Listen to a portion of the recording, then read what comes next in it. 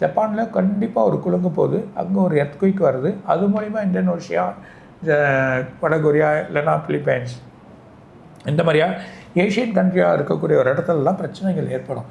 இது வரைக்கும் பார்க்காத லிட்டர் அளவுகோலில் அதிகமான வழிகள் ஏறக்கூடிய நிலைமையை பார்க்க போகிறோம். இது வரைக்கும் பார்க்காத எர்த்குயிக் இந்த மாதிரியா சென்னையில் ஒரு குலுங்கல் வரும். அதுக்கப்புறம் நார்த்தில் ஒரு பெரிய இடத்துல ஒரு சின்ன குலுங்கல் ஏற்பட போது அது தாண்டி ஒரு முஸ்லீம் கண்ட்ரி, இன்னொரு கண்ட்ரி, அதில் மிகப்பெரிய இது வரைக்கும் ரிட்டல் அளவுகோல் பார்க்காத அளவுக்கு குலுங்க போகுது. 3 கண்ட்ரிகள் கூடுற இடத்துல இருக்கக்கூடிய ஒரு தீபகற்பத்தில் அதில் இருக்கக்கூடிய ஒரு சின்ன ஒரு எரிமலை, அந்த எரிமலை எழும்ப போகுது. அந்த எரிமலை முதல்ல சின்னதாக இருக்கும், நெருப்பு அப்படியே பொங்கும், ஒரு குழம்பு போல் இறங்கி போகிறத பார்க்க போகிறோம். அது ஒரு கடல் மார்க்கத்துக்கே போகும். கடல் அலைகள் எதிர்பார்க்காத அளவு வரும். அதே நேரத்தில் சென்னையில் கொஞ்சம் அதிகமாக, ஸ்ரீலங்காவில் அந்த மாதிரி ஒரு பிரச்சனைகள் ஏற்படுறதுக்கு ஒரு வாய்ப்பு இருக்குது. அங்கே ஒரு சின்ன குழப்பம் ஏற்பட போது அதை பார்க்க